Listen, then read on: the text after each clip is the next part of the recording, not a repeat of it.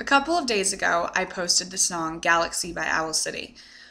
Over the weekend, I was in Indiana with my friends, and this became our car ride anthem. This became our waking up in the morning anthem. This became our right before we go to sleep anthem. We never stopped playing the song. And so yesterday, I ran into my friend Justin. His family is the one that hosted all of us. And we started talking about the song yet again because when I ran into him, he was singing it. And we started talking about it. And I turned around to him and I said, every time I hear this song, I think of Adam. Justin's like, Adam? I was like, yeah, Adam, as in Adam and Eve. Every time I hear the song Galaxy, I think of Adam. And Justin's like, whoa, you gotta explain this because I don't get it. And I was like, okay. There was this pastor, I started explaining this to him, saying that there was this pastor that I heard speak a couple of years ago. I don't remember exactly where or when it was, but this pastor decided to kind of like tweak the Bible for the purposes of his point. So I'm going to tell his story. And you can agree with it, you can disagree with it, but the point is this story really made an impact on my heart. The pastor started off with saying, he goes, could you imagine Adam waking up after being formed? He's getting to see all these amazing creatures that are his to name. He has these trees that he can lie underneath and just rest. He can stick his feet in the ocean. He can run. He can jump. The world is his oyster, and that's his. And he's just getting to marvel in God's creation. And it's just this phenomenal feeling, getting to see everything for the first time. Everything's new. And he goes, but could you imagine Adam is, frolicking, he's having fun, whatever, he's relaxing. And then he notices that the sun is going down and that the world is starting to get dark.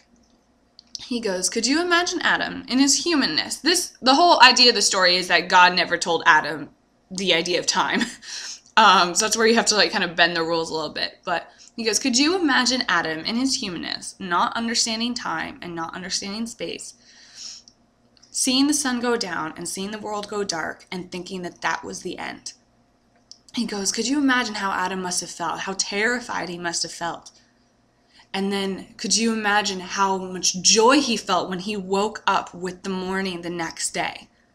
And the story goes on and on and on. The pastor took it as, as far as Adam waking up after a year.